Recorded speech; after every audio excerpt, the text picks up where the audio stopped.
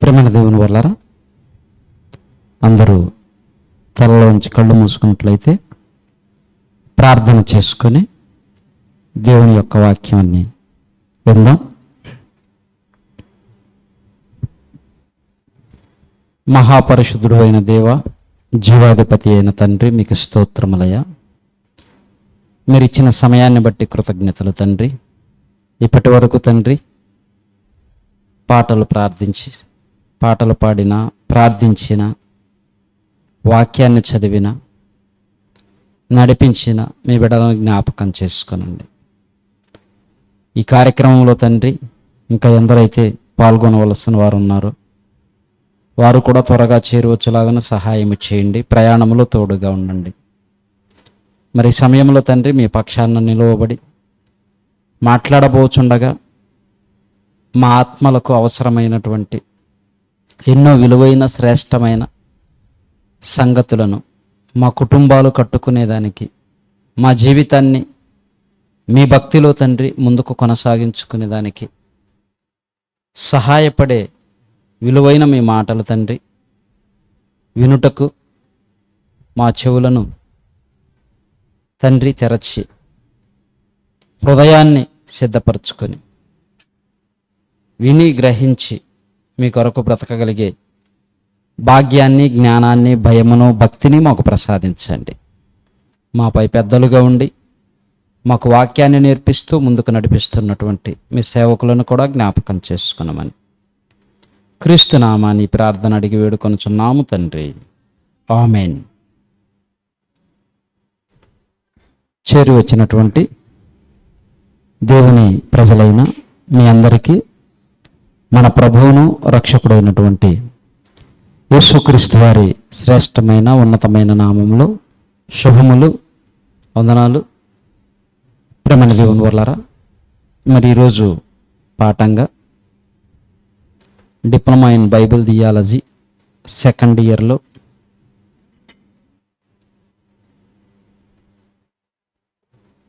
Diploma in Bible theology second year పాఠంలో పేదరికానికి కారణం ఏమిటి, లేదా పేదరికము దేవుని శాపమా? పేదరికము దేవుని శాపమా? ప్రేమైన దేవుని వల్లరా, ఇంతకుముందు ఈ పాఠం ఎవరు రాసుకున్నారు? విన్నారా? రాసుకున్నారా? పేదరికము దేవుని శాపమా? ప్రేమైన దేవుని వల్లరా, పేదరికం అనేది ఈరోజు ప్రపంచంలో ఉన్న ఎంతోమందిని, ఎన్నో కుటుంబాలను పట్టి పీడిస్తున్న ఒక మహమ్మారి అని చెప్పొచ్చు. ప్రపంచవ్యాప్తంగా ఎన్నో దేశాలు ఉన్నాయి, వందల దేశాలు ఉన్నాయి. సైలెంట్గా ఉండాలి. ప్రపంచవ్యాప్తంగా ఎన్నో దేశాలు ఉన్నాయి. ఈ దేశాలలో ధనిక దేశాలు ఎక్కువ ఉన్నాయా, పేద దేశాలు ఎక్కువ ఉన్నాయా?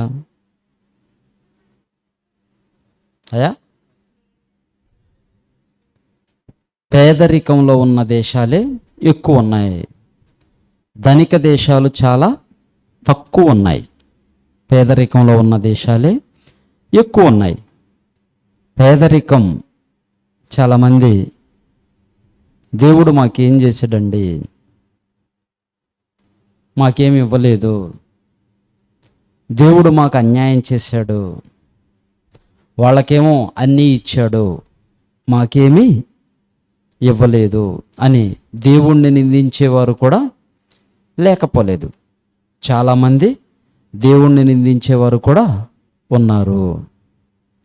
ప్రేమైన దేవుని వల్లరా, ఇక్కడ మనం చూస్తే మన దేశం కూడా ఒక గొప్ప దేశం, ఉన్నతమైన దేశం, పెద్ద దేశం.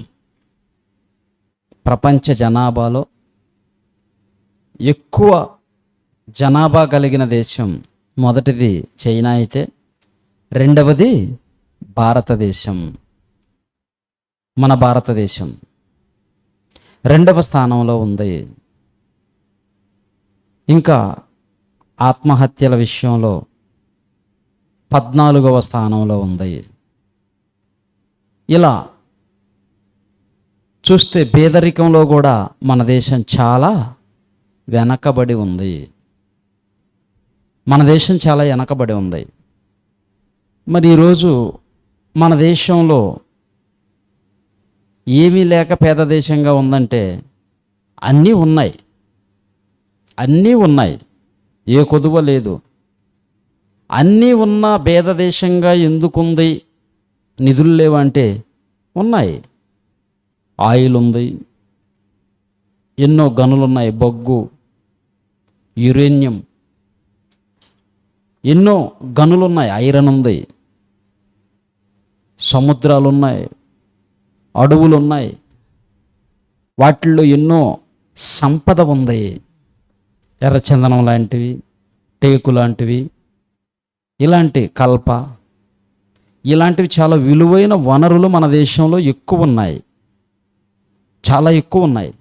మరి ఇన్ని ఉన్నా కానీ పేద దేశం ఎందుకయింది?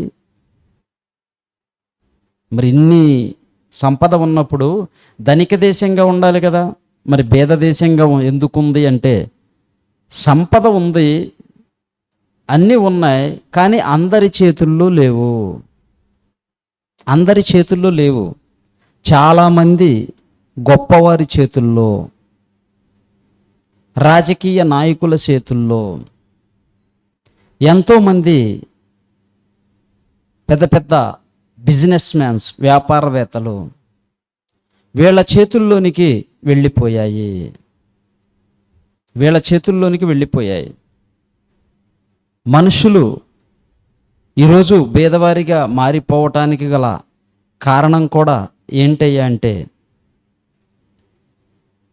వాళ్ళు రాజకీయ నాయకులు కానివ్వండి, ఒక గ్రామ సర్పంచ్, వార్డు మెంబర్ దగ్గర నుంచి, కౌన్సిలర్ దగ్గర నుంచి, ఒక గ్రామ ప్రెసిడెంటు, మున్సిపాలిటీ, కార్పొరేటు, ఇలా చూసుకుంటే చిన్న స్థాయి నుంచి పై స్థాయి వరకు అవినీతి, లంచం, ఏ పని కావాలన్నా లంచం ఇవ్వనిదే పని కాని పరిస్థితి. పేదవాడు ప్రతిదానికి డబ్బిచ్చి పని చేయించుకోవాలి. ఇంకా కొన్ని గవర్నమెంట్ ల్యాండ్స్ ఉంటాయి, సిటీస్లో కానివ్వండి, సిటీ అవుట్స్కట్లో కానివ్వండి, ఇవి రాజకీయ నాయకులు, బాగా ధనమున్న వ్యక్తులు కబ్జాలు చేసి మరీ ఆక్రమిస్తున్నారు. అన్యాయంగా, దౌర్జన్యంగా, రౌడీయిజంతో ఆక్రమించి వాటిని స్వాధీనం చేసుకుంటున్నారు. ఇలా చేసుకోవటం వల్ల పేదవాడు పేదవాడిగానే ఉండిపోతున్నాడు, ధనికుడు ధనికుడుగా మారిపోతున్నాడు. ప్రియమైన దేవుని వర్లారా, ఇక్కడ మనం చూస్తే ఒక రాజకీయ నాయకుడే కావచ్చు, ఎలక్షన్ వచ్చినప్పుడు ప్రజల మధ్యకు వచ్చి ఏమని చెప్తాడంటే మీరు మాకు ఓటు వేయండి, పేద కుటుంబం లేకుండా ఉండేటట్లు చేస్తాం, పేదలకు మేము సహాయం చేస్తాం, పేదలకు ఇళ్ళు కట్టిస్తాం, పేదలున్న ప్రాంతంలో కాలనీలకు రోడ్లు వేయించుతాం, నీళ్లు కనెక్షన్లు ఇస్తాం, డ్రైనేజీ కనెక్షన్లు ఇస్తాం, ఉచితంగా మీ పిల్లలకు చదువు చెప్పిస్తాం, మీ పిల్లలకు ఉచితంగా భోజనాలు పెట్టిస్తాం స్కూళ్ళల్లో. ఇలా ఎన్నో చెప్తూ ఉంటారు, ఎన్నో పథకాలు ఆఫర్ ఇస్తూ ఉంటారు. ప్రియమైన దేవుని వర్లారా, ఆ రోజు ఒక 500 రూపాయల నోటుకి ఓటు నమ్ముకుంటున్న ఈ పేదవాడు తన భవిష్యత్తు గురించి అవగాహన లేదు. ఈరోజు అతను నీకు 500 రూపాయల నోటు ఇచ్చాడు అంటే దాని వెనుక 500 కోట్ల రూపాయలు సంపాదిస్తాడు. ఇది ఒక వ్యాపారం అయిపోయింది. ప్రజలకు సేవ చేసే తత్వాన్ని వెళ్ళిపోయి రాజకీయం అనేది. నాయకుడు అంటే ఎవరు? సేవకుడు, సేవ చేసేవాడు. మినిస్టర్ అంటే ఏంది? సేవ చేయాలి. మంత్రి ప్రజలకు సేవ చేసేవాడు, సేవకుడు, పనివాడు అని అర్థం. ఆ పని కావాలంటే బల్ల కింద చెయ్యి పెట్టాలి. ఈరోజు మన దేశంలో అన్నీ ఉన్నా పేదవారు ఎక్కువగా ఉన్నారు. పేద దేశం ఎందుకయింది అంటే లంచం భయంకరమైనటువంటి మహమ్మారి. ప్రియమైన దేవుని వర్లరా, ఈరోజు స్విట్జర్లాండ్లో ఉన్నటువంటి స్విస్ బ్యాంక్లో నల్లధనం ఎవరిది ఎక్కువ ఉంది? భారతదేశానిదే ఎక్కువ ఉంది. కొన్ని లక్షల కోట్ల రూపాయలు స్విస్ బ్యాంకులో ఉంది నల్లధనం. మరి దాన్ని బయటికి తెస్తారంటే ఎలక్షన్కు ముందు ప్రతి ప్రభుత్వం చెప్తూనే ఉంటుంది, మాకు ఓటేసి మమ్మల్ని గెలిపిస్తే మేము స్విస్ బ్యాంకులో ఉన్నటువంటి డబ్బు తీసుకొచ్చి ప్రతి ఇంటికి, ప్రతి పేద కుటుంబానికి 10 లక్షల 15 లక్షల పంచుతాము. పంచిన చరిత్ర దాఖలాలు ఎక్కడైనా ఉన్నాయా? లేవు. ఎలక్షన్ అయిపోయిన తరువాత అన్న మాటలు మర్చిపోయి, ఎందుకంటే అక్కడున్న డబ్బు పంచాలంటే అక్కడున్న డబ్బు ఎవరిది? చెప్పిన వీరిదే. హామీలు ఇచ్చిన రాజకీయ నాయకులది, సినీ యాక్టర్లది, పెద్ద పెద్ద బిజినెస్ మ్యాన్స్ది. ఆలోచించండి ప్రియమైన దేవుని వాళ్ళరా. ఇలా ఉన్న వనరులన్నీ కొందరి చేతుల్లోనే ఉండిపోయాయి. కొందరే ఆక్రమించారు. భూస్వాములుగా, బిజినెస్ పర్సన్స్గా, రాజకీయ నాయకులుగా, పెద్దలుగా అని చెప్పుకుంటున్న వాళ్ళ చేతుల్లోనే ఉండిపోయాయి. అందుకే బేదవాడు ఇంకా బేదవాడిగానే మారిపోతున్నాడు, ధనికుడు ఇంకా ధనికుడుగా మారిపోతున్నాడు. ఈ పేదరికం అనేది ప్రియమైన దేవుని వర్లరా, మనిషి తన ప్రాణాన్ని తాను తీసుకునేటట్లు చేస్తుంది. అవునా కదా? అప్పుల పాలైపోయి అప్పులు తీర్చలేక, అప్పుల వారికి సమాధానం చెప్పలేక ఉరివేసుకొని చనిపోయిన వారు లేరా? ఉన్నారు. తమంతటా తాము ప్రాణం తీసుకొని చనిపోయిన వాళ్ళు లేరా?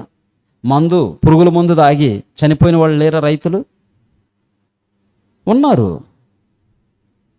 ఇంకా ఈ పేదరికంలోనే భర్త డబ్బులు లేవు, భార్య అడిగింది కొనివ్వలేదని అడిగి అవకాశం లేదు. అప్పుడు ఇవ్వనప్పుడు భార్య మనస్తాపానికి గురయ్యి చనిపోయిన వాళ్ళు లేరా? భర్త చనిపోయిన వాళ్ళు లేరా? పిల్లలు చనిపోయిన వారు లేరా? ఉన్నారు. ఆలోచించండి. ఇంకా ఈ పేదరికం అనేది మనిషిని పాపం చేయటానికి కూడా ఎక్కువ అవకాశం ఉంటుంది. పేదవారైన అందరూ పాపం చేయాలని కాదు. లాజరు ఉన్నాడు, లాజరు పేదవాడే, మనకంటే చాలా పేదవాడు. మనంత పేదవాడైనా తినటానికి తిండి లేకపోయినా, ఉండటానికి సరైన ఇల్లు లేకపోయినా, కట్టుకోవటానికి సరైన బట్టలు లేకపోయినా, ఇవన్నీ లేకుండా ఒక ఎత్తు అయితే ఆరోగ్యం సరిగ్గా లేదు. మెయిన్ ముఖ్యంగా ఆరోగ్యం బాగుంటే ఏదో ఒక పని చేసి కష్టపడి సాయంత్రానికి 100-200 పని చేసుకొని కడుపు నింపుకుంటాము, కుటుంబాన్ని పోషించుకుంటాం. ఇంకా ఆరోగ్యమే సరిలేకపోతే ఇంకా ఎలాంటి పరిస్థితి? ఆలోచించండి. ఆరోగ్యమే సరిలేకపోతే ఇటు ఫుడ్కి కావాలి, మెడిసిన్కి కావాలి, వెళ్ళి పని చేయాలంటే చెయ్యలేము. ఇంకా ఎంత కష్టం. మరి అలాంటి పరిస్థితుల్లో కూడా లాజరు దేవుని కోసం నీతిగా బ్రతికాడా లేదా? బ్రతికాడు. ఈరోజు చాలామంది దేవుడు అన్నీ ఇచ్చాడు. తినటానికి తిండి ఇచ్చాడు, ఉండటానికి ఇల్లు ఇచ్చాడు, కట్టుకోవటానికి బట్టలు ఇచ్చాడు, మంచి ఉద్యోగం ఇచ్చాడు, మంచి పని ఇచ్చాడు, కాళ్ళు ఇచ్చాడు, చేతులు ఇచ్చాడు, ఆరోగ్యం ఇచ్చాడు, భార్యనిచ్చాడు, భర్తనిచ్చాడు, బిడ్డలనిచ్చాడు, సమస్తము ఇచ్చాడు.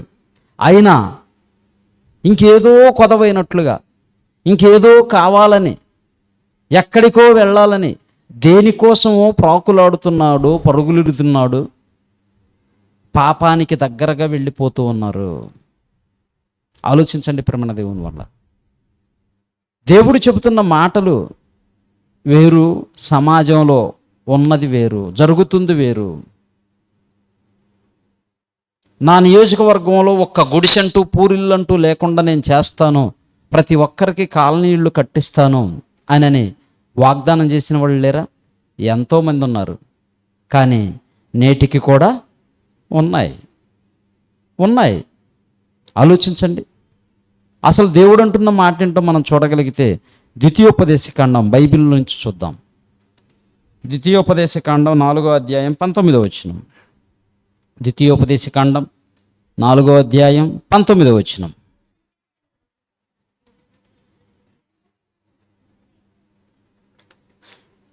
సూర్య చంద్ర నక్షత్రములు అమ్మా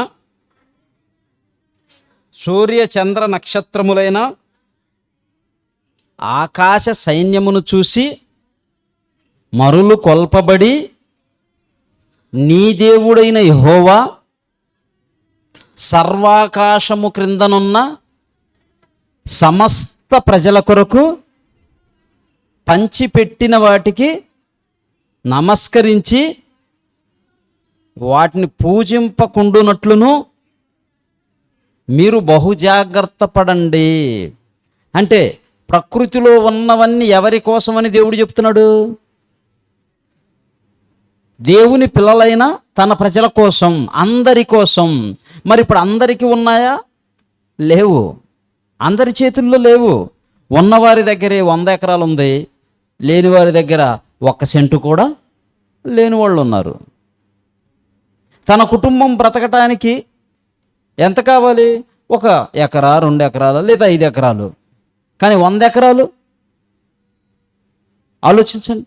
అదే అంటున్నాడు, ఉన్నవన్నీ అందరికీ సమానంగా ఉండాలని, పంచాలని దేవుడిస్తే సూర్యచంద్ర నక్షత్రాల కింద ఉన్నవి, ఈ ప్రకృతిలో ఉన్నవన్నీ కూడా అందరికీ లేవు, కొందరికే ఉన్నాయి. దేవుడేమో అందరి కొరకు ఇచ్చాడు. చూడండి 15వ అధ్యాయం 11వ వచనం. ఇక్కడ చూడండి ఏమంటున్నాడు దేవుడు, బేదలు దేశములో ఉండక మానరు. ఏందంట? ఈయన వచ్చి చెప్తాడు బేదవారు అంటూ లేకుండా చేస్తానంటాడు. దేవుడు ఏమంటున్నాడు? బేదములు దేశములో ఉండక మానరు. ఖచ్చితంగా ఉంటారు. ఎందుకు ఉంటారయ్యా అంటే అంత అవినీతి, అక్రమం, మోసం, దగ, దౌర్జన్యం ఇలాంటివి ఎక్కువైపోయాయి. ఇలాంటివి ఎక్కువ ఉన్నంతకాలం, మోసం చేసేవాడు ఉన్నంతకాలం ఇది కొనసాగుతూనే ఉంటుంది. ఇంకా చెప్పాలంటే మోసపోయేవాడు ఉన్నంతకాలం మోసం చేసేవాడు ఉంటాడు. ఎప్పుడు వెనకంబడే ఉంటాడు. ప్రధాన శత్రువు అపవాది. వాడు మోసగాడు కదా, మోసగాడు. నువ్వు ఎంత భక్తిగా బ్రతుకుతున్నా, ఎంత నీతిగా బ్రతుకుతున్నా, ఎంత పవిత్రంగా పరిశుద్ధంగా బ్రతుకుతున్నా, ఏదో ఒకటి నీ మీద గుడ్డగాల్చి నింద వేయిస్తాడు. అప్పుడు నువ్వు కృంగిపోకూడదు, బలహీనపడిపోకూడదు. ఉన్నదానిలోనే సంతృప్తి కలిగి గనక మనం ఉండగలిగితే, నీకంటే ఐశ్వర్యవంతుడు, నీకంటే ధనవంతుడు ఇంకెవరూ ఉండరు. లేని దానికోసం ఆలోచిస్తున్నాము, లేని దానికోసం ప్రాకులాడుతున్నాము. ఈ ప్రయాణంలో అనారోగ్యాన్ని కొని తెచ్చుకుంటున్నాము, ప్రాణాలను పోగొట్టుకుంటున్నాము, లేనిపోయిన టెన్షన్స్ని క్రియేట్ చేసుకుంటున్నాం, ఇబ్బంది పడిపోతున్నాం. ఇక్కడ ఎక్కువగా నష్టపోతున్నాం. ప్రేమ దేవుని వల్ల అక్కడ దేవుడు అంటున్న మాట, మీరు దేశంలో బేదలు లేకుండా చేయలేరు, ఖచ్చితంగా ఉంటారు. ఎందుకంటే మోసగాళ్ళు ఎక్కువైపోయారు. ఇంకా పేదరికానికి మరొక కారణం కూడా ఉంది. చూడండి సామెతల గ్రంథం 10వ అధ్యాయం 4వ వచనం. సామెతల గ్రంథం 10వ అధ్యాయం 4వ వచనం. బద్ధకముగా పనిచేయువాడు దరిద్రుడవుతాడు, శ్రద్ధ గలవాడు ఐశ్వర్యవంతుడవుతాడు. పని చేస్తున్నావు, ఎలా చేస్తున్నావు? బద్ధకంగా పని చేస్తున్నావా? లేదా నువ్వు చేస్తున్న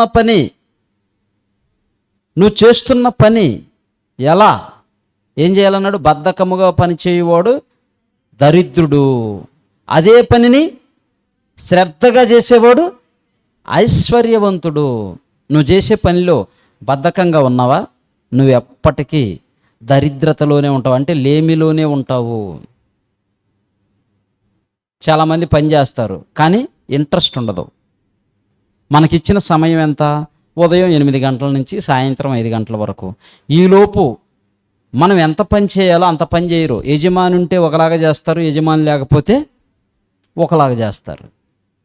నేను చూశాను, ఎందుకంటే నేను కొన్ని వందల మందితో, వేల మందితో పని చేయించాను.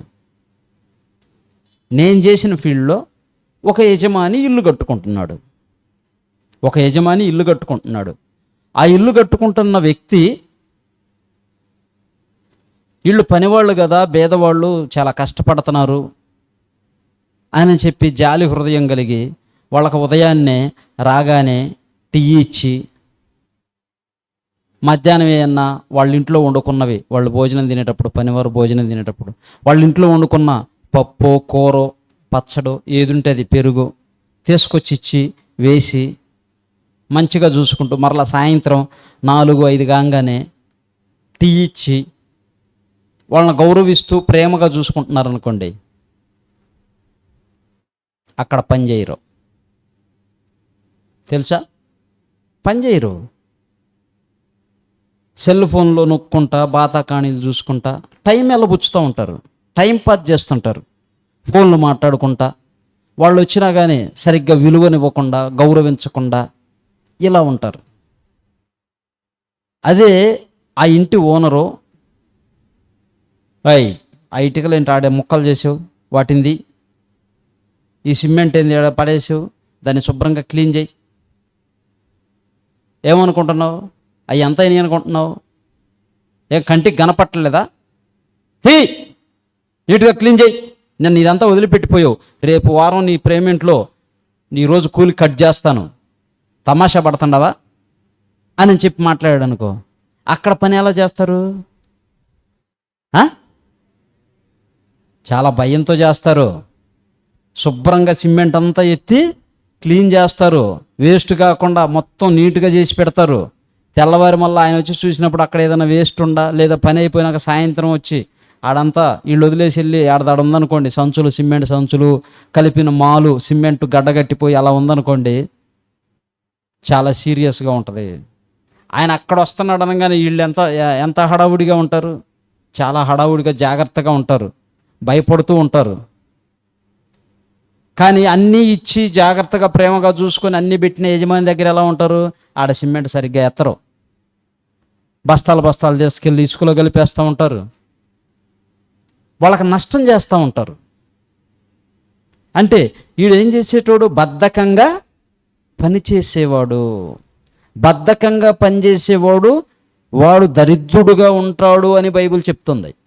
నీకు అప్పగించిన ఏ పనైనా కావచ్చు, నీ యజమాని నీకు అప్పగించిన ఏ పనైనా కావచ్చు, నువ్వు చేసే పనిలో వ్యవసాయం చేస్తావా, కూలి పని చేస్తావా, లేకుంటే మరొకటి పెయింట్ పని చేస్తావా, ఎలక్ట్రికల్ పని చేస్తావా, టైల్స్ పని చేస్తావా, నువ్వు ఏ పనిలో, ఒక ఫ్యాక్టరీలోకి వెళ్తున్నావా, నీకు జీతం ఇస్తున్న యజమానికి నువ్వు తగినట్లుగా పనిచేస్తున్నావా, శ్రద్ధ కలిగి పనిచేస్తున్నావా?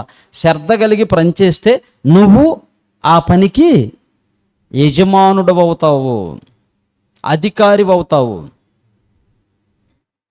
ఆలోచించండి ప్రేమణ దేవుని. పేదవారిగా ఉండటానికి మొదటి కారణం ఒకటి చూసాం. ఏంటయ్యా అంటే, దేశంలో ఎన్నో వనరులు ఉన్నాయి, అవన్నీ అందరికీ అందుబాటులో లేవు, కొందరి చేతుల్లోనే ఉండిపోయాయి. ఇదొక కారణం. మరొక కారణం, నువ్వు డబ్బు తీసుకొని ఓటు వేసి అన్యాయస్తుల్ని, దగాకోరుల్ని గద్దెనెక్కించావు. రాజకీయ నాయకులు ఇలాంటి వాళ్ళని ప్రోత్సహించటం వల్ల నువ్వు ఇంకా బేదవాడిగానే ఉండిపోవటం. ఇది రెండవ కారణం. మరి మూడవ కారణం బద్ధకంగా పనిచేయటం, నిర్లక్ష్యంతో ఉండటం. ఊరికే పడుకుందాం, ఈరోజు ఏం పోదాం పనికి, రేపు చెయ్యొచ్చులే, ఈరోజు కాదు, ఇంకా కొంచెం సేపు పడుకుందాం, ఇంకా కొంచెం సేపు కాళ్ళు ముడుచుకుందాం, ఇప్పుడే తొందర ఏముంది, రేపు చేసుకోవచ్చు ఈరోజు పని అని నిర్లక్ష్యంతో ఉండటం కూడా బద్ధకము. అలా ఉంటే నువ్వు ఇంకా నీ యొక్క పేదరికానికి కారణం నువ్వే అవుతావు. ఎక్కడైనా కానీ దేవుడు పేదవారినిగా చేయటం గల కారణం ఉందా? ఇప్పుడు మన పాఠం ఏంటి? పేదరికం దేవుని శాపమా? మొదటిది దేవుని యొక్క పాత్ర లేదు, రెండవది దేవుని యొక్క పాత్ర లేదు, ఇప్పుడు మూడవ దాంట్లో కూడా దేవుని యొక్క పాత్ర లేదు. మన చేతులారా మనమే చేసుకుంటున్నాం. చాలామంది దేవుణ్ణి నిందిస్తూ ఉంటారు, దేవుణ్ణి దూషిస్తూ ఉంటారు. వాడికి అంత ఇచ్చాడు, నాకేమీ లేదు. ఒక రాజ్యంలో ఒక రాజు ఉన్నాడు. ఆ రాజు పరిపాలిస్తూ ఉన్నాడు తన రాజ్యాన్ని. ఆ గ్రామంలోనే ఒక వ్యక్తి ఉన్నాడు. వస్తూ వెళుతూ రోజు ఆ రాజు కోటను చూస్తున్నాడు. ఆ రాజుగారు అక్కడ తిరిగేది, కుక్కను పట్టుకొని తిరిగేది, ఆయన జీవిస్తున్న జీవన విధానం, ఆయనకున్న ఆ యొక్క పూలవనం, తోటలో, ఇంటి ముందు కానివ్వండి, ఆ బంగ్లాని, ఇవన్నీ చూసి దేవుడు నాకు అన్యాయం చేశాడు, ఆడికేమో అంత ఇచ్చాడు, నాకు ఏమి ఇవ్వలేదు, నాకేమి ఇవ్వలేదు అని నిరుత్సాహపడిపోతున్నాడు. దేవుణ్ణి దూషిస్తున్నాడు, నిందిస్తున్నాడు. అప్పుడు ఈ రాజుగారు, ఈయనకు ఒక ఆలోచన వచ్చింది. నేను కరెక్ట్గా పరిపాలన చేస్తున్నానా లేదా, ప్రజలందరికీ ఎలా ఉంది నా పరిపాలన, నేను తెలుసుకోవాలి, ఏవైనా లోపాలు ఉన్నవా, ఉంటే వాటిని సరిచేసుకోవాలి అని చెప్పి రాజవస్త్రాలు తీసివేసి సామాన్యుడిగా, ఒక రైతులాగా సామాన్య వస్త్రాలు ధరించుకొని సమాజంలోనికి వెళ్ళాడు.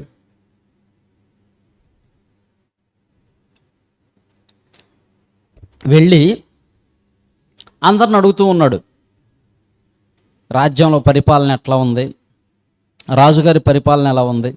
ఈ మధ్య సోషల్ మీడియాలో కూడా చాలామంది విలేకరులు ఇలాంటి వారు కూడా మనం చూస్తే కొంతమంది దగ్గరికి వెళ్ళి, ఇప్పుడు ప్రభుత్వం పరిపాలన ఎలా ఉంది, గత పరిపాలన ప్రభుత్వం ఎలాగా ఉంది, దీనికి దానికి డిఫరెంట్ ఏంటి అని అడుగుతూ ఉంటారు.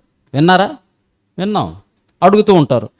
ఎవరు ఫేవరెట్ అయితే వాళ్ళ గురించి గొప్పగా చెప్తూ ఉంటారు. అది నథింగ్, వాళ్ళ ఇష్టం అది. ఇక్కడ కూడా రాజు స్వయంగా ఆయనే వచ్చాడు. ఇక్కడ మనం చూస్తున్న ఈ యొక్క న్యూస్ మీడియాలో ఆడ పరిపాలించే వ్యక్తి లేడు, డైరెక్ట్గా పరిపాలించే వ్యక్తితోటి మాట్లాడే మనిషి కాదు. అతను ఎవరో ఒక యాంకరు, విలేకరు, వీళ్ళు సాధారణ ప్రజలు. ఇక్కడ రాజే వచ్చాడు డైరెక్ట్గా. రాజే వచ్చి చాలామందిని అడిగాడు. ఒక్కొక్కళ్ళు ఒక్కొక్కటి చెప్తా ఉన్నారు. ఆ క్రమంలో ఇతను కూడా ఎదురుపడ్డాడు రాజుగారికి. అప్పుడు ఈ రాజుగారు అడిగాడు, యా మీ రాజుగారి పరిపాలన ఎలా ఉంది ఏంటి అని అంటే, ఆయన చూసి, రాజా వాడికేమి, ఎవరితో, రాజుతోనే అంటున్నాడు, రాజా వాడికేమి, మంచి బంగ్లా ఉంది, మంచి పనివాళ్ళు ఉన్నారు, విస్తారమైనంత ఆస్తి ఉంది, హ్యాపీగా ఆనందంగా బ్రతుకుతున్నాడు అని అన్నాడు. ఏంటయ్యా అంటే, మాకే ఏముంది, మాకేమీ లేదు, దేవుడేమో ఆయనకు అన్నీ ఇచ్చాడు, దేవుడు వాడికి అన్నీ ఇచ్చాడు, మాకేమీ లేదు, మా బ్రతుకులు ఇట్లా ఉండే, ఉండటానికి ఇల్లు లేదు, సరిగ్గా తినటానికి తిండి లేదు, కట్టుకోవటానికి సరైన బట్టలు లేవు, మా పరిస్థితి ఇలా ఉంది, ఒకళ్ళని అలా ఉంచాడు, ఒకళ్ళని ఇలా ఉంచాడు అని చెప్పి నిష్ఠూరపోతున్నాడు. అప్పుడు రాజు, అదేందయ్యా, ఆయన ఎంతో కష్టపడి ఉంటాడు కదా, ఆ స్టేజీకి వెళ్ళటం అంటే చిన్న విషయం కాదు, ఈ మధ్యలో ఎంతోమంది అణగదొక్కే వాళ్ళు ఉంటారు, చంపాలని చూసేవాళ్ళు ఉంటారు, మోసం చేయాలని చూసేవాళ్ళు ఉంటారు. ఆ రాజు పాత్రలో నుంచి తొలగించి మరొకళ్ళు రాజుగా కావాలని ఎన్నో ప్రయత్నాలు, ఎన్నో యుద్ధాలు కూడా జరుగుతాయి. ఆ యుద్ధంలో ప్రాణాలను పణంగా పెట్టి యుద్ధం చేసి గెలవాలి. మరి ఈ క్రమంలో ఎన్నో స్టేజీలు దాటి అధిగమించి పోతేనే కదా ఆయన అక్కడికి వెళ్ళగలిగింది. ఎన్ని ఇబ్బందులు ఎదుర్కొని ఉంటాడు ఆయన అంటే, అవన్నీ నాకు చెప్పొచ్చు సార్, ఆయన అలా ఉన్నాడు, నేను ఇలా ఉన్నాను, నాకేమీ లేవు ఆయన అన్నాడు. సరే, నేను బీదవాడిని అంటున్నావు, నాకేమీ లేవు అంటున్నావు కదా, నా దగ్గర కొంత ఉంది, నీ దగ్గర ఉన్నది ఒకటి ఇస్తే నీకు 1 కోటి రూపాయలు ఇస్తాను అన్నాడు. నా దగ్గర ఏముంది?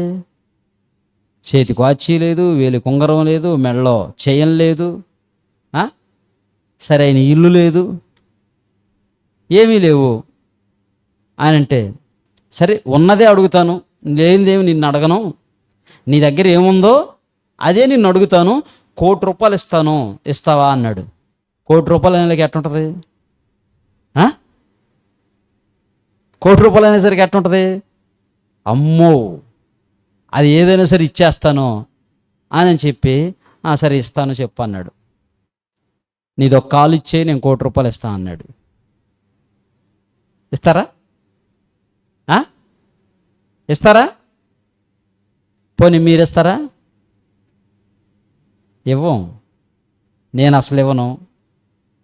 ఎవరు 1 కోటి రూపాయలు ఇస్తాను, నీ కాలు ఇచ్చేయి అన్నాడు. నేను ఇవ్వను అన్నాడు. మరి ఏమి లేవన్నావు నా కాడ? పోనీ 1 కోటి రూపాయలు చాలదా? 2 కోట్లు ఇస్తాను, 2 కాళ్ళు ఇచ్చేయి అన్నాడు. 2 కాళ్ళు ఇచ్చి ఏం చేయాలా? దూకాడుకుంటూ తిరగాలనా? ఏం చేసుకోవాలా? 2 చేతులు ఇచ్చేయి, 2 కాళ్ళకు 2 కోట్లు, 2 చేతులకు 2 కోట్లు, 4 కోట్లు ఇస్తాను అన్నాడు. మరి ఏమి ఇవ్వలేదన్నావు దేవుడు? దేవుడు నాకేమీ ఇవ్వలేదని దేవుడిని నిందించేవే. మరి 4 కోట్ల అవయవాలు నీ బాడీలో ఉన్నాయా లేవా? అవి ఒక్కటే ఉన్నాయా? గుండె లేదా? లివర్ లేదా? కిడ్నీలు లేవా? ప్రేగులు లేవా? ఎన్ని ఉన్నాయి? మెదడు లేదా? కళ్ళు లేవా? ఎన్ని ఉన్నాయి? ఇవన్నీ నీవు వెలగడితే ఎన్ని కోట్ల రూపాయల విలువ కలిగింది నీ దేహం. ఏమీ ఇవ్వలేదంటున్నావు. నువ్వు తెచ్చుకున్నావా? పోనీ నువ్వు తెచ్చుకోలేదు, మీ అమ్మ నాన్న చేయలేదు, దేవుడు చేసి ఇచ్చాడు. మరి ఎంత అందమైన అపురూపమైన ఆకారాన్ని ఇచ్చి దేవుడిస్తే, ఆరోగ్యాన్ని ఇస్తే, నువ్వు నిర్లక్ష్యంతో సోమరిగా పని చేయకుండా బజార్లమ్మడి తిరుగుతూ అక్కడ ఇక్కడ కాలం గడుపుకుంటూ నేను పేదవాడిగా ఉన్నాను, నాకు ఏమీ ఇవ్వలేదంటే ఎలా? కష్టపడి పని చేసుకోవాలి. ఒకప్పుడు, ఈరోజు మన దేశంలో ప్రథమ స్థానంలో ఉన్నటువంటి కొంతమంది వ్యాపారవేత్తలను కానీ చూస్తే అనిల్ అంబానీ, ముఖేష్ అంబానీ తెలుసు కదా. వాళ్ళ నాన్నగారు ఏం పేరు? బీరూభాయ్ అంబానీ. ఒకప్పుడు ఒక 40 ఏళ్ల క్రితం, 40 years, ఒక 40 సంవత్సరాల క్రితం చరిత్రలోనికి వెళ్ళి చూడగలిగితే ఆయన ఒక బండి మీద, తోపుడు బండి ఉంది కదా, ఇప్పుడు చాలామంది ఫ్రూట్స్, వెజిటేబుల్స్, చిప్స్ ఇవన్నీ రోడ్ల మీద అమ్ముకుంటూ ఉంటారు బండి మీద. మన ఇళ్ళ ముందుకు కూడా వస్తూ ఉంటారు కూరగాయలు అమ్ముకుంటా, తోపుడు బండి. ఆ బండి మీద బట్టలు అమ్మేవాడు. బాంబేలో బట్టలు అమ్మేవాడు, బొంబాయిలో బట్టలు అమ్మేవాడు. వాళ్ళ చరిత్ర చూస్తే ఆయన బట్టల వ్యాపారం చేసి భార్యని, పిల్లల్ని పోషించాలి. అక్కడ ఉన్న పరిస్థితి, మొన్న మేము వెళ్ళాం, లాస్ట్ ఆగస్టులో అనుకుంటా, ఒక 1 month అవుతుంది. చిన్న చిన్న రూములు, ఆ బాత్రూములు, ఆ బెడ్రూములు చాలా ఇరుకు, చిన్న చిన్న రూములు. ఆ రూముకి 2000 రెంటు. మంచం దిగి కాళ్ళు కింద పెట్టాలంటే ఇరుకు, బ్యాగ్ పెట్టేదానికి లేదు, మంచం కిందకి పెట్టుకోవాలా. ఆ బాత్రూమ్ చిన్న బాత్రూమ్, గట్టిగా చెయ్యి ఇట్లని చాపితే పట్టుమని పొడుచుకుంటుంది స్నానం చేసేటప్పుడు. అంత సిటీ, చాలా ఇరుకు. ఒక్క అడుగు కూడా చాలా విలువైనది. అలాంటి సిటీలో వాళ్ళు ఉన్న ఆ బిల్డింగ్లో వీళ్ళిద్దరు చిన్నపిల్లలు, అనిల్ అంబానీ, ముఖేష్ అంబానీ, చిన్నపిల్లలు, స్కూల్కి వెళ్ళే పిల్లలు. వాళ్ళ అమ్మగారు 4 గంటలకు లేపిద్దంట పిల్లల్ని. ఎందుకంటే వాళ్ళున్న ఆ అపార్ట్మెంట్లో బాత్రూములు రెండే ఉన్నాయి. ఆ బాత్రూములు తెల్లవారిందనుకోండి క్యూ కడతారు. బస్ స్టాండ్లో ఎప్పుడన్నా క్యూలో నుంచున్నారు మీరు? ఎప్పుడు ఉండలేదా? ఏడేమో కడుపు ఉబ్బిపోతూ ఉంటుంది, అర్జెంట్ ఉంటుంది, కాళ్ళు అటు ఇటు తొక్కుంటా మిలకెళ్ళి తిరుగుతా. ఏం చిన్న ఎప్పుడన్నా వెళ్ళావు అట్లా? నేను చాలాసార్లు వెళ్ళాను. అలాంటి పరిస్థితి. తెల్లవారిందంటే ఆ అపార్ట్మెంట్లో ఉన్న వాళ్ళు చాలామంది క్యూ కడతారు, లేట్ అయిపోతుంది పిల్లలు స్కూల్కి వెళ్ళటానికి. అందుకనే ఆమె 4 గంటలకే 5 గంటలకే పిల్లల్ని లేపి బాత్రూమ్ స్నానాలు అన్నీ కంప్లీట్ చేసుకొని వాళ్ళని స్కూలుకు సిద్ధం చేసుకునేది. అలా కష్టపడ్డారు. ఆయన కష్టపడి పనిచేసి ఇంకా ఆయన తెలివితేటలతోటి వ్యాపారాన్ని ప్రారంభించి అలా అంచెలంచెలుగా ఈరోజు దేశంలోనే ఒక నెంబర్ 1 స్థానంలోనికి వచ్చారు. కేవలం 40 years, 40 సంవత్సరాలు కష్టపడి పైకి వచ్చారు. ఆలోచించండి. ఈరోజు వాళ్ళ భార్యకు ఆయన కట్టించిన ఇల్లు 25 ఫ్లోర్లు. ఏదో గొప్పగా చెప్తున్నామని కాదు, కష్టపడితే ఎలా ఉంటుందనేది. సోమరిగా ఉండొద్దు, నిర్లక్ష్యంగా ఉండొద్దు, సమయం విలువ తెలుసుకోవాలి. వెళ్ళిపోయిన సమయం మరలా రాదు. 25 ఫ్లోర్లు బిల్డింగు, 600 గదులు. ఆ బిల్డింగ్లో 600 గదులకి 600 మంది పనివాళ్ళు. ఆ బిల్డింగు కరెంటు బిల్లు నెలకు వచ్చేసి 72 లక్షలు ఒక 5 సంవత్సరాల క్రితం. ఇప్పుడు 1 కోటి రూపాయలు దాటి ఉంటుంది. 1 కోటి రూపాయల కరెంటు బిల్లే వస్తుంది ఆ బిల్డింగ్కి. ఆలోచించండి. మరి ఎక్కడో ఒక బాత్రూమ్ కోసం క్యూలో ఉన్న వ్యక్తులు ఈరోజు ఆ స్థితికి వెళ్ళారు. ప్రపంచంలోనే ఒక ఉన్నతమైన స్థానంలో ఉన్నారు. ఒక బిల్ గేట్స్ కానివ్వండి, వీళ్ళంతా పేద కుటుంబాల నుంచి వచ్చిన వాళ్ళే. ఒక బిల్ గేట్స్ ఈరోజు ప్రపంచంలో ఉన్నత స్థితిలో ఉన్నాడంటే ఆయన ఆలోచించిన విధానం వేరు, వాళ్ళు వెళ్ళిన వేరు. మొన్న వెళ్ళాం రామోజీ ఫిలిం సిటీ హైదరాబాదు. ఆయన హైదరాబాదు వెళ్ళినప్పుడు ఉద్యోగం కోసం పలు ఆఫీసుల చుట్టూ తిరిగాడు. ఎన్నో ఆఫీసుల చుట్టూ తిరిగాడు. నీకు అది ఉందా, ఇది ఉందా, ఇవేవి అని చెప్పి ఎన్నో క్వశ్చన్స్ వేశారు. నీకు ఉద్యోగం ఏం చూసి ఇవ్వాలి అని. కానీ మీరు నాకు ఉద్యోగం ఇచ్చేది ఏంది, నేనే 10 మందికి ఉద్యోగం ఇస్తాను చూడండి అని చెప్పి కంకణం కట్టుకున్నాడు. అదే హైదరాబాదులో పచ్చళ్ళు అమ్మాడు. కావిడి కట్టుకొని, భుజం మీద కావిడి వేసుకొని, సైకిల్కి వచ్చి అట్లా పచ్చళ్ళు అమ్మి ఈరోజు ఆయన ఎన్నో ఏర్పాటు చేశాడు. మార్గదర్శి కానివ్వండి, chit fund finance limited company, మార్గదర్శి కానివ్వండి, ఈనాడు టీవీ, ఈనాడు వార్తాపత్రిక, ఈటీవీ, ఎన్నో ఛానల్స్ వచ్చాయి. మొన్న మేము రామోజీ ఫిలిం సిటీకి వెళ్తే అక్కడ అడిగితే 5,000 ఎకరాలు అంటది. ఎంత? 5,000 ఎకరాలు. ఆలోచించండి. 5,000 ఎకరాలు. అందులో పనిచేసేవాళ్ళు ఎంతమంది ఉన్నారయ్యా? మొత్తం ఈ 5,000 ఎకరాల్లో సుమారుగా అంటే 10,000 పైనే ఉన్నారంట. ఆడ గడ్డి పీకేవాళ్ళు, నీళ్లు పెట్టేవాళ్ళు, కరెంటు వాళ్ళు, దాన్ని మెయింటైన్ చేసేవాళ్ళు, ఇవన్నీ చూసుకుంటే ఒక 10,000 మంది పైనే ఎంప్లాయీస్ ఉన్నారు. ఆలోచించండి. ఈరోజు ఆయన లేడు, వెళ్ళిపోయాడు. అంటే కష్టపడాలి. దీంట్లో 2 రకాలు ఉంటాయి. శారీరక శ్రమ ఉంటుంది. కష్టపడితే సంపాదించారంటే నువ్వు కష్టపడి పని చేస్తే ఎక్కువ సంపాదించలేవు. శారీరక శ్రమతో కొంతే సంపాదించగలవు. అర్థం కాలేదా? రామోజీరావు గారు పచ్చళ్ళమ్మి ఒక్కడే శారీరక శ్రమ చేసి ఎలా సంపాదించగలడంతా? నేను కష్టపడి సంపాదించాలి, కష్టపడిన వాళ్ళు పైకి వస్తారంటే దేంతో కష్టపడితే వస్తారంటే బ్రెయిన్ ఉపయోగించాలి. నీకు 1300 గ్రాములే, నాకు 1300 గ్రాములే, ఆయనకి ఇచ్చింది కూడా 1300 గ్రాములే. మన తల్లో ఉన్న మెదడు బ్రెయిన్ 1300 గ్రాములు లేదా 1300, 1400 ఈ మధ్యలోనే ఉంటుంది. దీన్ని ఉపయోగించాలి.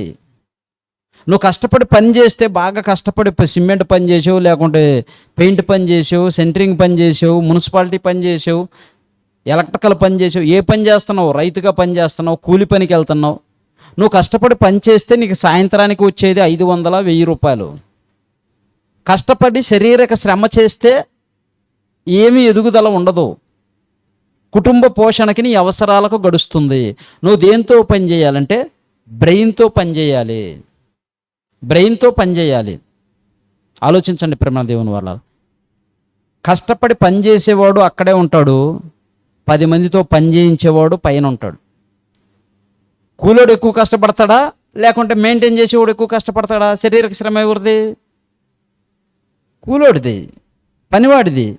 కానీ వాళ్ళని మెయింటైన్ చేస్తారు చూడండి, వాళ్ళకి ఎక్కువ వస్తుంది. అందుకే మీరు ఎప్పుడు కూడా ఒక్కళ్ళ కష్టపడి సంపాదించాలంటే సంపాదించలేరు. 10 మందిని మంచి చేసుకోవాలి, 10 మందికి ఉపాధి కల్పించాలి, 10 కుటుంబాలను పోషించే విధానంలోనికి మనం రావాలి. ప్రేమ దేవుని వల్లరా ఇలా ఎన్నో ఉన్నాయి మార్కెట్లో. మనం నిర్లక్ష్యం వల్లే మనం బీదవారిగా మారిపోతున్నాం అనేది ఇక్కడ మనకు అర్థమవుతుంది. అశ్రద్ధగా పనిచేయువాడు, బద్ధకముగా పనిచేయువాడు దరిద్రుడవుతాడు. ఆసక్తిగా పనిచేసేవాడు ఐశ్వర్యవంతుడు అవుతాడు. మరొక మాటను చూద్దాం. అదే సామెతల గ్రంథం 6వ అధ్యాయం 6వ వచనం. సామెతల గ్రంథం 6వ అధ్యాయం 6వ వచనం.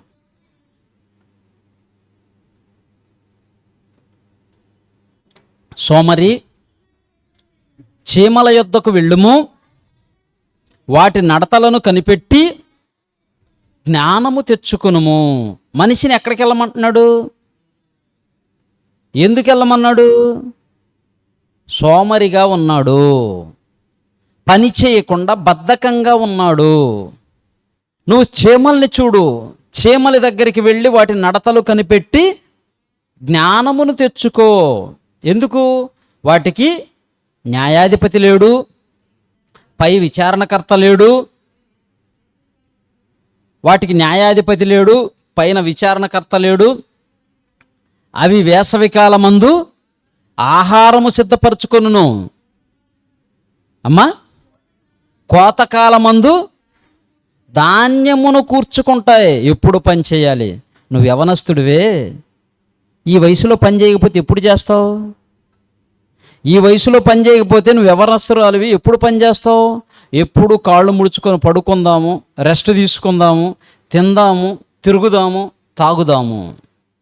ఇదే ధోరణిలో ఉన్నారు ఈరోజు ఎంతోమంది యవనస్తులు.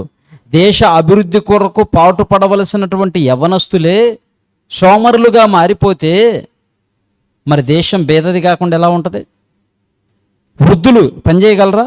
చేయలేరు.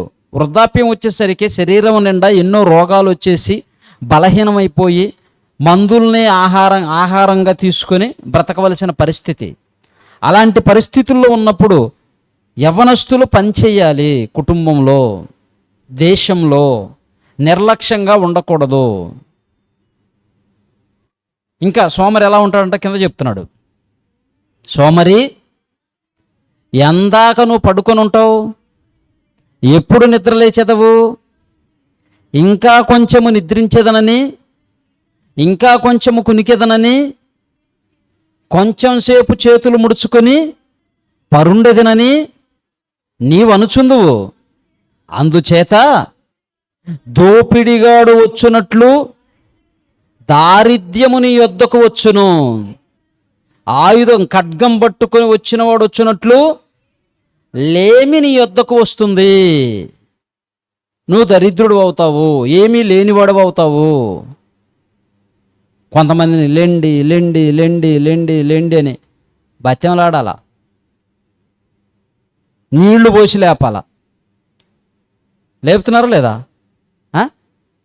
ఈరోజైతే 2 గ్లాసులు నీళ్లు పోసి లేపాం. 2 గ్లాసులు నీళ్లు పోసి లేపాం. మహాతల్లి. బద్ధకంగా ఉండకూడదు. నీకు అప్పగించిన పనిలో నువ్వు ఎలా ఉండాలి? శ్రద్ధ కలిగి ఉండాలి. అప్పుడే నువ్వు గొప్పవాడు అవుతావు, గొప్పదానివి అవుతావు.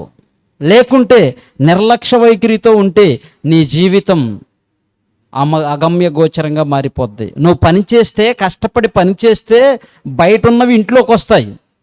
నువ్వు పని చేయకుండా ముడుచుకొని పడుకుంటే ఇంట్లో ఉన్న వస్తువులు బయటికి వెళ్ళిపోతాయి. దారిద్ర్యత వస్తుంది, దరిద్రం వస్తుంది.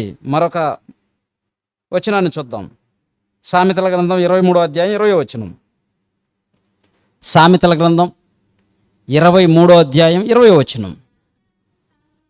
ద్రాక్షారసము త్రాగువారితోనైనను మాంసము హెచ్చుగా తినువారితోనైనను సహవాసము చేయకుము. నువ్వు స్నేహం చెయ్యకు. ఎవరితో? ద్రాక్షారసం ఎక్కువగా తాగేవాడు, మందు తాగేవాడు, ఎక్కువ మందు తాగేవాళ్ళు, ఎక్కువ మాంసం తినేవాళ్ళు.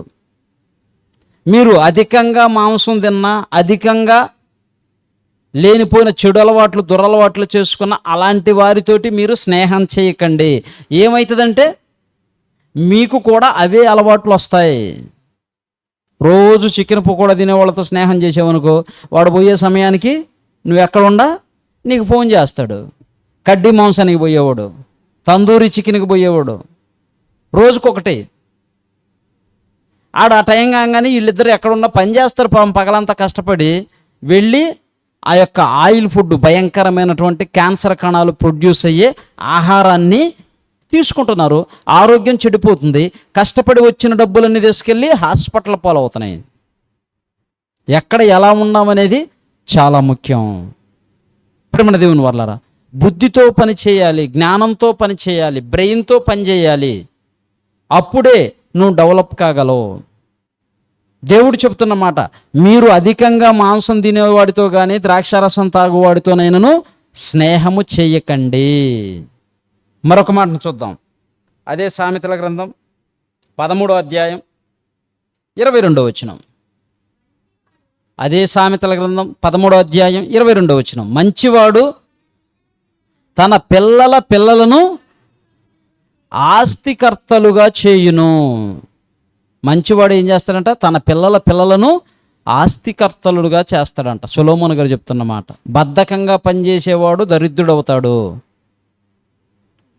ప్రేమ దేవుని వర్లరా, ఆలోచించండి.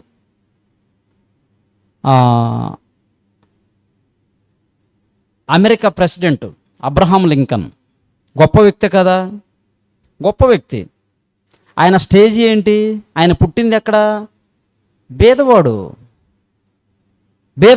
ఆ దేశంలో, ఇక్కడ మన దేశంలో కులాల వారీగా చూసి ఎస్సీ ఎస్టీలు అంటే ఎలా చూస్తారు? ఊరు బయట ఉండాలి, అణగారిన వారు, వాళ్ళు ఊరు బయటే ఉండాలి, వాళ్ళు అందరితో సమానం కాదు అని చెప్పి ఇక్కడ ఎలా అణగార్చబడి ఉన్నారో అక్కడ కూడా నల్ల జాతీయులు, అమెరికా వాళ్ళు ఎలా ఉంటారు? తెల్లగా ఉంటారు. అక్కడ జాతి భేదం చూపెడతారు. నల్ల జాతీయులు నలుపుగా ఉంటారు. నల్లగా ఉండవాళ్ళని ఇక్కడ మనం ఎస్సీ ఎస్టీలు అంటే ఎలా తక్కువగా చూస్తారో అక్కడ వాళ్ళని తక్కువగా చూస్తారు. ఆ ప్రాంతంలో ఒక్కొక్క ప్రాంతానికి ఒక్కొక్క రోగం ఉంటుంది. అక్కడ వాళ్ళని తక్కువగా చూస్తారు. ఆయన పుట్టింది పేదవాడుగానే పుట్టాడు. ఎక్కడ పుట్టాడంటే వాళ్ళ నాన్న చెప్పులు కుట్టేవాడు. అబ్రహాం లింకన్ గారి తండ్రి చెప్పులు కుట్టేవాడు. చెప్పులు కుట్టే ఆయన కొడుకు అమెరికాకి ప్రెసిడెంట్ అయ్యాడు. ఆలోచించండి, అమెరికాకి ప్రెసిడెంట్ అయ్యాడు ఆయన. ఒకానొక సమయంలో ఆ వైట్ హౌస్లో అక్కడ ఆయన వెళ్ళి ప్రసంగం చేస్తూ ఉన్నాడు. ప్రసంగం చేస్తూ ఉంటే అక్కడ కూర్చున్న వాళ్ళలో ఒక ఆయన లేచి ఆయన్ని కించపరచడానికి మాట్లాడాడు. ఏమని మాట్లాడాడంటే, ఇదిగో అబ్రహాం లింకన్ మీ నాన్న మాకు చెప్పులు కుట్టేవాడు, ఆ సంగతి నీకు తెలుసా అన్నాడు. ఎలా ఉంటుంది? ఒక ప్రెసిడెంట్ హోదాలో ఉన్నాడు, దేశానికి ప్రధానమంత్రి పోస్ట్లో ఉన్నాడు. ఆయన్ని అంత పెద్ద సభలో మాట్లాడుతూ ఉండగా ఇతను లేచి మీ నాన్నగారు మాకు చెప్పులు కుట్టేవాడు, మా షూలు పాలిష్ చేసేవాడు, తెలుసా నీకు అని అన్నాడు. అవును సార్, ఎస్ సార్, కరెక్టే సార్, మా నాన్న చేసేవాడే. పోనీ మా నాన్న షూలు చేసినా చెప్పులు చేసినా చాలా నీట్గా కరెక్ట్గా క్వాలిటీగా చేస్తాడు సార్. ఆయన చేసిన షూలు కానీ చెప్పులు కానీ మీ దగ్గర ఉంటే అవి ఏమన్నా రిపేర్ వస్తే తీసుకొచ్చి నాకు ఇవ్వండి, నేను చేసిస్తాను అన్నాడు. నోరు మూయి కూర్చో అనలా. సార్ మా నాన్న చేసిన దాంట్లో ఏదన్నా పొరపాటు ఉంటే తప్పు ఉంటే దయతో మందించి అవి తీసుకొచ్చి నాకు ఇవ్వండి, నేను చేసిస్తాను అన్నాడు.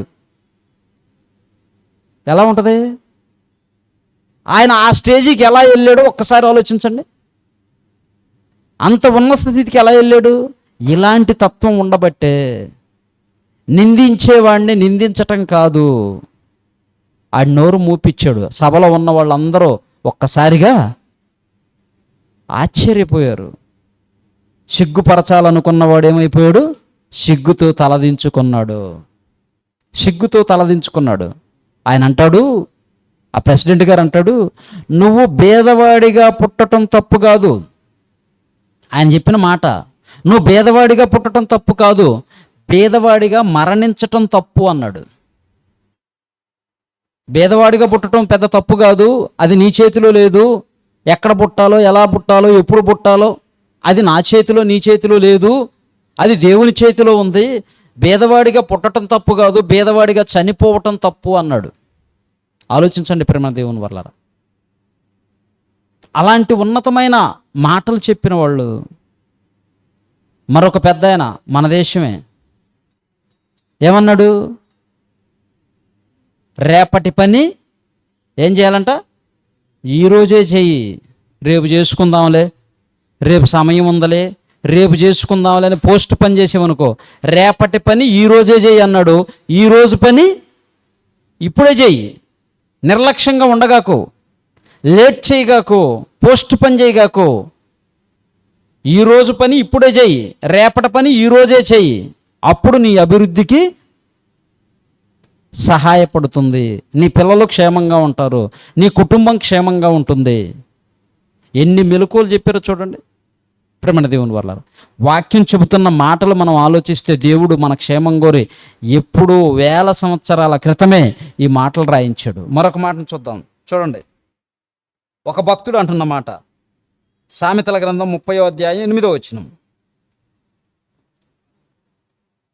సామెతల గ్రంథం 30వ అధ్యాయం 8వ వచనం.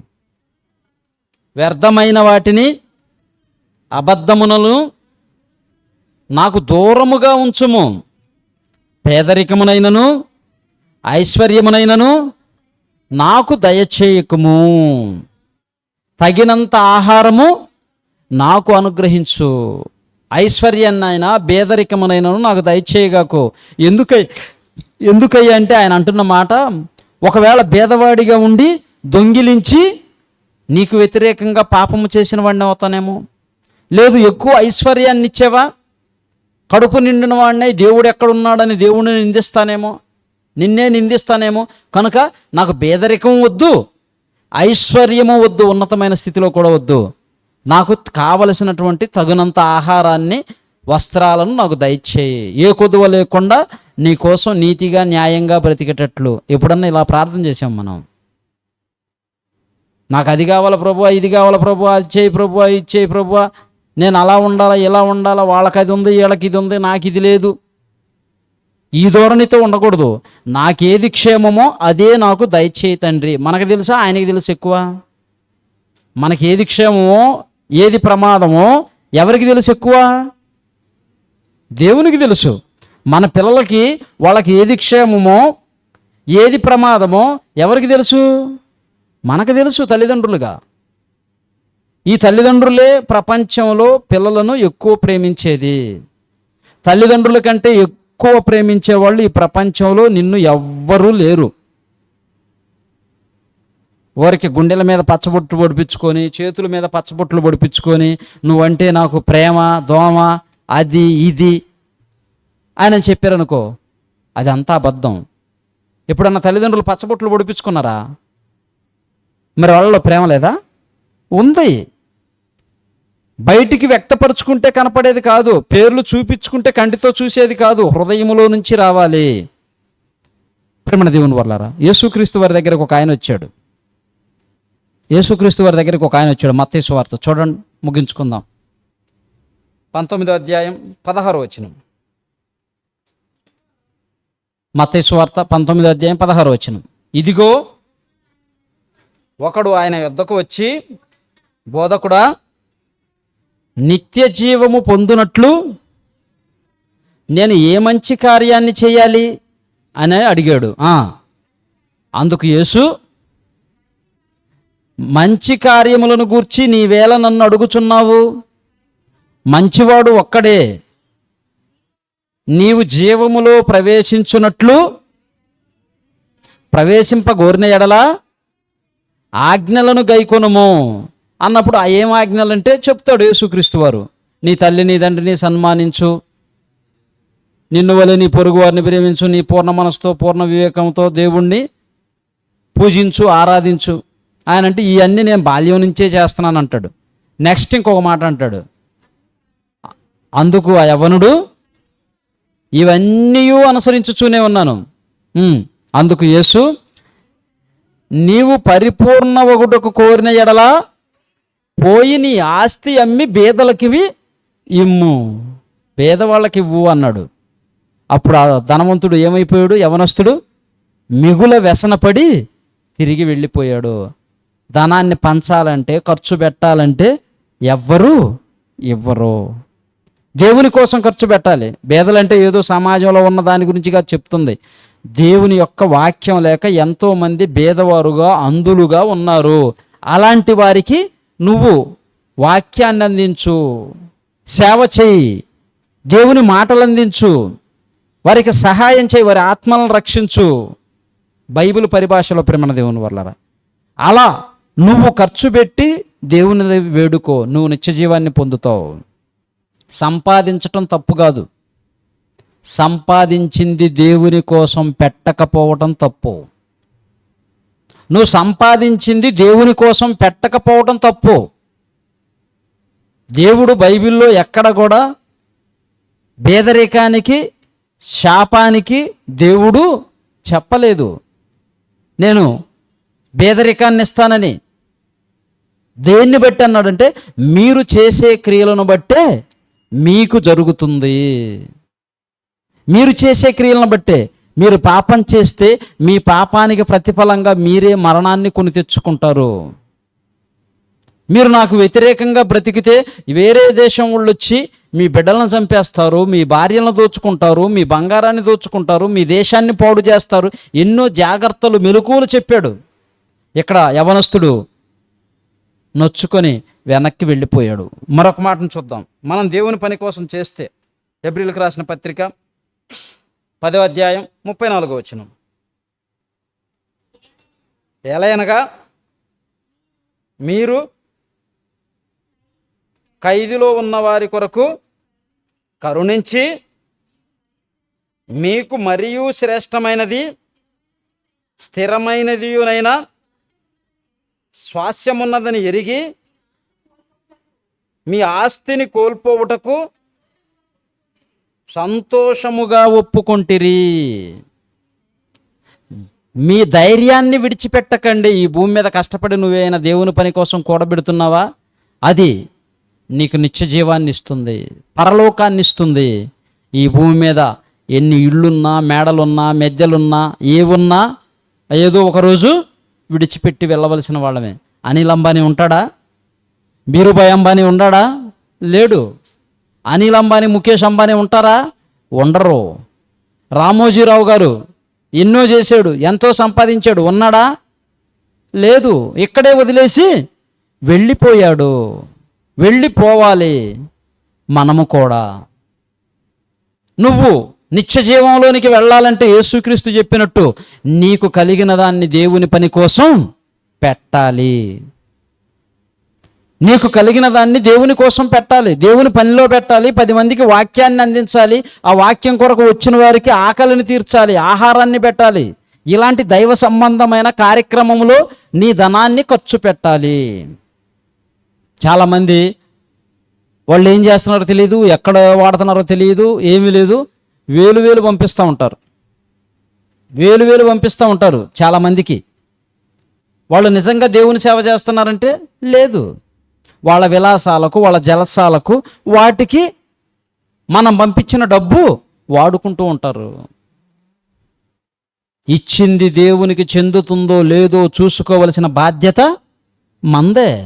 నువ్వు ఇచ్చింది కరెక్ట్గా దేవునికి చెందుతుందా లేదా, దేవుని పనిలో వాడబడుతుందా లేదా, ఇది చూసుకోవలసిన బాధ్యత ఎవరైతే ఇచ్చారో వారి మీదే ఉంటుంది. దాన్ని ఖచ్చితంగా నాకు తెలియదండి, నేను ఇచ్చేసాను దేవునికి, ఆయన ఏమన్నా చేసుకొని అంటే, బ్యాంకులో డబ్బులు ఇచ్చావు, నీ అకౌంట్ నెంబర్, నీ పేరు రాసి ఇవ్వాలి. అలా కాకుండా కౌంటర్లో డబ్బులు ఇచ్చి నువ్వెవరికైనా వేసేయి నా అకౌంట్కే వస్తుందంటే వచ్చిద్దా? వీలవుతుందా? రాదు. అమ్మో, ఆడ చాలా జాగ్రత్తగా ఉంటాం. ఎవరికన్నా బుక్ ఇచ్చామనుకోండి, అయ్యా ఇదిగో ఈ డబ్బులు వేయాలి బ్యాంకులో, ఇదిగో ఈ అకౌంట్కి స్లిప్ రాసి అంటే స్లిప్ రాసిస్తారు. రాసివ్వగానే వెంటనే వెళ్ళి బ్యాంకులో కడతారా? చదువు రాకపోయినా మళ్ళీ ఏం చేస్తారు, పక్కకు వచ్చి ఆ బుక్ ఓపెన్ చేసి నెంబర్ టు నెంబర్ అన్ని నెంబర్లు చెక్ చేసుకొని కరెక్ట్ నెంబర్ రాసాడా, లేకపోతే అతని అకౌంట్ నెంబర్ ఏమైనా రాసాడా చెక్ చేసుకుంటారు లేదా? చెక్ చేసుకుంటారు. అమ్మో, ఇన్ని జాగ్రత్తలు కలిగి ఉంటాం. అక్కడికి వెళ్ళి డబ్బులు తీసుకున్నాము, అతను మిషన్లో పెట్టాడు, చూడు అంటాడు. మనం తీసుకునే డబ్బులు మిషన్లో పెట్టి, అదిగో చూడు మిషన్ లెక్క పెడుతుంది, ఆ నెంబర్స్ పడతాయి, చూస్తాం. కంటితో చూసామా? చూసాం, అన్నీ చూసాం. ఇచ్చాడు కదా తీసుకొని వచ్చేస్తామా? తీసుకొని రాము. మరలా ఆడ పక్కనే కూర్చొని అక్కడ ఇంకో బోర్డు కూడా పెట్టి ఉంటుంది, మీరు తీసుకున్న డబ్బులు ఇక్కడే సరి చూసుకోండి, బయటికి వెళ్ళిన తరువాత బ్యాంకు వారు బాధ్యులు కారు. ఆడ మిషన్లో పెట్టాడు, చూపించాడు, అన్నీ చూసాము, నెంబర్స్ అన్నీ చూసాము, కరెక్ట్గానే వచ్చినాయి కదా నా జేబులోనో బ్యాగులోనో పెట్టుకొని వచ్చేయం. ఏం చేస్తాం? మరలా పక్కకు వచ్చి నోట్లో ఉమ్మంతా, నాలుకకు ఉన్న ఉమ్మంతా ఆ నోట్లకి పూసి అసలు తెలుసా అది ఎంతమంది జేబుల్లోకి, జాకెట్లలోకి పోయి బ్యాక్టీరియా, చెమట ఉంటుంది. ఉంటుందా? ఉండదా? దానికి నోటు పట్టుకొని ఆ నోటు మీద ఉన్న బ్యాక్టీరియా నీ నాలుగుకు పూసుకొని, నాలుగుకున్న ఉమ్మంతా దానికి పూసి, అంతకుముందు ఎవరో నాలుగు పెట్టి పూసి ఉంటారు. వాస్తవమా కదా? అంతకుముందు ఎవరో పూసి ఉంటారు. దాన్ని మరలా నాలుగు మీద పూసి లెక్కేసి నీకు మనసుకు తృప్తిగా ఉంటే అప్పుడు బ్యాంకులో నుంచి బయటకు వస్తాం. లెక్కలు మనకు బాగొచ్చా, లోపల ఆయనకు బాగొచ్చా? ఆయనకే బాగొచ్చు. ఆయనకు బాగొచ్చు కనుకనే ఆయన లోపల ఉన్నాడు, మనకు రావు కనుకనే మనం బయట ఉన్నాం. అవునా కదా? అవును. కానీ ఆయన లెక్క పెట్టించినా కానీ మరలా మనం లెక్క పెట్టుకుంటాం. అంటే ఇక్కడ ఇంత జాగ్రత్త కలిగి ఉన్నాము, మరి దేవుని పనికి ఇచ్చిన కాడ అది దేవుని పనిలో వాడబడుతుందా లేదో చూసుకోవాల్సిన బాధ్యత ఎవరిది? మందే. ప్రతి నెల సెమినార్ పెడుతున్నాము, ఆ నెలకి కూరగాయలు కావాలి. ప్రతి నెల దేవకుమారు తబిత వాళ్ళు వాళ్ళ కుటుంబం కూరగాయలు తీసుకొస్తున్నారు. అంటే డైరెక్ట్గా ఎవరికి వెళ్తున్నాయి? దేవుని అకౌంట్కి వెళ్తున్నాయి, దేవుని సన్నిధికి వెళ్తున్నాయి. వాళ్ళు పరలోకం వెళ్ళిన తర్వాత అక్కడ దాని ప్రతిఫలముని అనుభవిస్తారు. ఈ భూమి మీద కొన్ని శ్రమలు రావచ్చు, ఆర్థిక ఇబ్బందులు రావచ్చు, అనారోగ్యం రావచ్చు. కొంతమంది ఉన్నారు పెరుగు తీసుకొస్తారు, కొంతమంది ఉన్నారు బియ్యం తీసుకొస్తారు. మాకు ఇవ్వమని మేము అనం, మీరే తీసుకురండి, డైరెక్ట్గా దేవుని పనికి మీరే వాడండి, మీ అకౌంట్లో జమ అవుతాయి దేవుని దగ్గర. ఉచిత భోజనం కోసం మొన్న రాసాం, అవి డైరెక్ట్గా దేవుని పనికే వెళతాయి. అలా మనం చూసుకోవాలి ఇస్తున్నది ఎక్కడ వాడుతున్నాము. ఇలా మనం కష్టపడి పనిచేసి రోజంతా పనిచేసి ఇచ్చిన ఈ యొక్క కష్టాన్ని ఏమంటున్నాడంటే వాక్యంలో చూస్తే 6వ అధ్యాయం 10వ వచనం, అదే హెబ్రీలకు రాసిన పత్రిక 6వ అధ్యాయం 10వ వచనం, మీరు చేసిన కార్యములు మీరు పరిశుద్ధులకును ఉపచారము చేసి ఇంకనూ ఉపచారము చేయుచుండుట చేత తన నామమును బట్టి చూపిన ప్రేమను మరచుటకు దేవుడు అన్యాయస్థుడు కాడు. నువ్వు మనిషికి ఇస్తే మోసం చేస్తాడు, నువ్వు మనిషికి ఇస్తే దోచుకుంటాడు, తిన్న తరువాత తిప్పలు పెడతాడు, తిన్నింటి వాసాలు లెక్క పెడతాడు. మనిషి దగ్గర ఉన్న లక్షణం ఇది. దేవుని దగ్గర ఉన్న లక్షణం ఏంటి? ఆయన చెప్తున్న మాట ఏంటి? మీరు దేవుని పేరట దేనికైతే ఉపచారం చేశారో ఆ ఉపచారం మరచుటకు దేవుడు అన్యాయస్తుడు కాడు. కానీ మనం ఎప్పుడు ఇస్తాం దేవునికి? మనం ఎప్పుడు ఇస్తాం? జీతం వచ్చింది, పాల బిల్లు ఎంత, రేషన్ ఎంత, సరుకులు ఎంత, బేకరీ ఫుడ్ ఎంత, కరెంటు బిల్లు ఎంత, ఇంటి రెంట్ ఎంత, పిల్లల స్కూల్ ఫీజులు ఎంత, అన్నీ కట్టినాక మిగిలితే చిల్లర దేవునికి. మిగిలితే చిల్లర దేవునికి. చివరన దేవుడు. ముందు దేవుడు ఉండాలి. ముందు దేవుడు ఉండాలి. దేవునిది దేవునికి తీసి పెట్టాలి. దేవునిది నువ్వు వాడుకుంటున్నావు. దేవునిది నువ్వు వాడుకుంటున్నావు. మరి నువ్వు ఎలా దీవించబడతావు?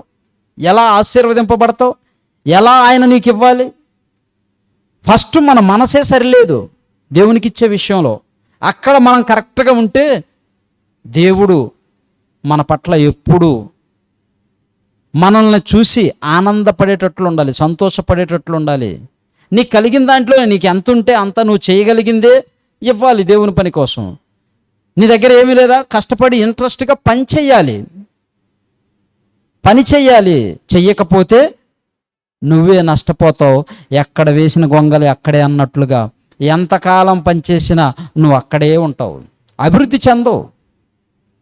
ప్రాక్టికల్గా అనుభవించి చెప్తున్నాను. నా జీవితంలో కూడా నేను ఎన్నో సంవత్సరాలు ఎన్నో ప్రాంతాలు తిరిగాను.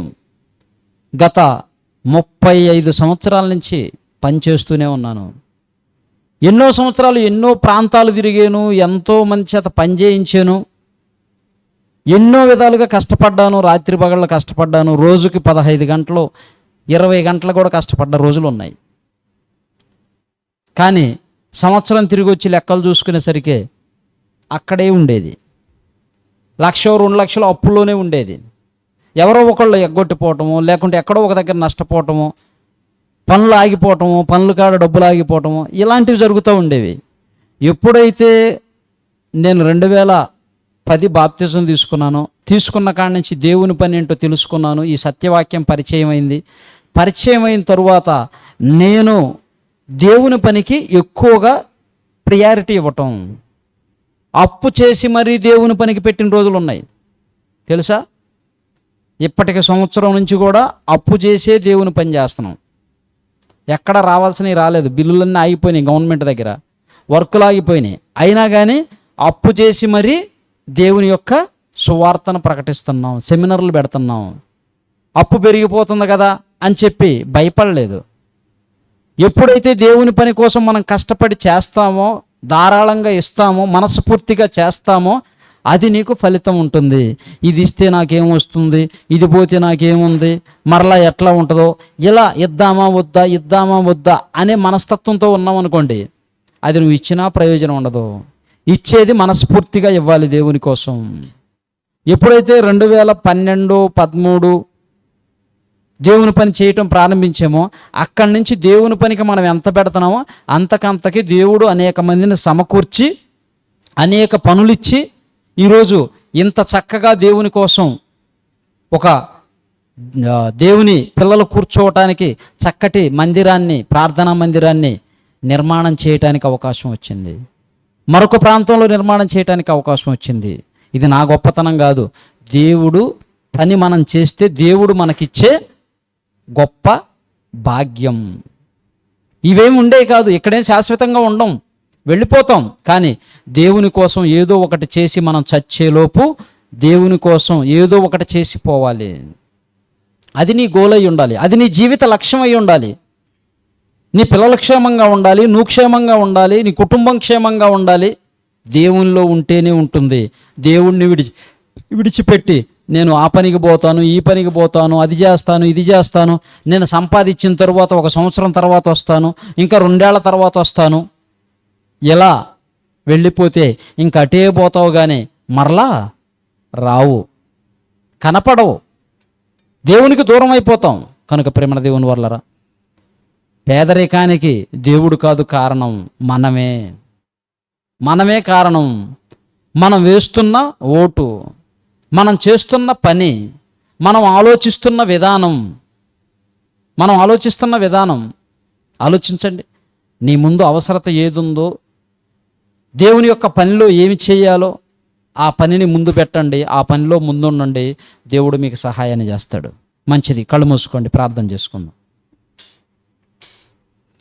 మహాపరిశుద్ధుడు అయిన దేవ, జీవాధిపతి అయిన తండ్రి, మీకు స్తోత్రములు. మీరు ఇచ్చిన సమయాన్ని బట్టి కృతజ్ఞతలు తండ్రి. ఇప్పటి వరకు ఎన్నో సంగతులు మీ వాక్యములో నుంచి, మీ గ్రంథములో నుంచి విన్నాము, చదివాము. మా కళ్ళ ముందు జరిగినటువంటి ఎన్నో చరిత్రపూర్వకమైన ఆధారాలతో తండ్రి చూశాము, విన్నాము. మరచిపోకుండా మీ వాక్యములో ఉన్న వాస్తవాన్ని గ్రహించి మీకోసం బ్రతికే భాగ్యాన్ని, జ్ఞానాన్ని, భయమును, భక్తిని ప్రసాదించండి. మాకు ఏమున్నా లేకున్నా మీరున్నారన్న ధైర్యం కలిగి, భరోసా కలిగి, నమ్మకం కలిగి మీకోసం బ్రతుకున్నట్లు సహాయం చేయండి. మా క్షేమము మీకంటే ఎక్కువ ఆలోచించేవారు మేము కానీ, మా చుట్టుపక్కల ఉన్నవారు కానీ ఎవరు ఊహించలేని తండ్రి. మీ ఆలోచన ప్రకారం గనక మేము బ్రతకగలిగితే, మీ యొక్క చిత్త ప్రకారం గనక మేము జీవించగలిగితే తండ్రి, మాకు కావలసిన సమస్తము మీరు దయచేస్తారని, ఆకాశ పక్షుల కంటే, భూజంతువుల కంటే మేము శ్రేష్ఠులమని, వాటిని పోషిస్తున్న మీరు మమ్మలను పోషించుటకు సిద్ధంగా ఉన్నారని, చరిత్రలో తండ్రి ఇశ్రాయేలీలు 40 సంవత్సరాలు ఏ పని చేయకుండా పోషింపబడ్డారు మీ వలన. ఇవన్నీ కూడా లేఖనాల్లో చూస్తూ ఉన్నాం. మమ్మల్ని ధైర్యపరచండి, బలపరచండి. మీ మీద ఆధారపడి జీవించగలిగే జ్ఞానాన్ని, ధైర్యాన్ని, మనోనిబ్బరాన్ని కలిగి జీవించుటకు సహాయం చేయండి. చేరి వచ్చిన మీ పిల్లలందరినీ జ్ఞాపకం చేసుకునండి. వీరందరి కుటుంబాలలో శాంతి, నెమ్మది, సమాధానము, ఐక్యత, ప్రేమను మీరు నింపండి. బిడలను దీవించండి, ఆశీర్వదించండి, మీ కృపలో భద్రపరచండి. వీరందరి బిడలను దీవించండి తండ్రి. సంఘములో పరిచర్యలు ఎందరైతే పాలు పంపులు పొందుచున్నారో, శ్రమ పడుతున్నారో, పరిచర్యలో ఉన్నారో, కష్టాన్ని ఇస్తున్నారో, ప్రతి బిడ్డను, ప్రతి కుటుంబాన్ని పేరు పేరున దీవించి ఆశీర్వదించి రెట్టింపు ప్రతిఫలాన్ని దయచేసి మంచి స్వచ్ఛమైన, పరిశుద్ధమైన, పవిత్రమైన మనస్సు కలిగి మీకోసం జీవించే భాగ్యాన్ని మాకు ప్రసాదిస్తారని కోరుకుంటూ, మీ పిల్లలు తిరిగి వెళుచుండగా క్షేమంగా వారి వారి ప్రాంతాలకు చేర్చండి. క్రీస్తు నామాని ప్రార్థన అడిగి వేడుకొనుచున్నాము తండ్రి, ఆమెన్.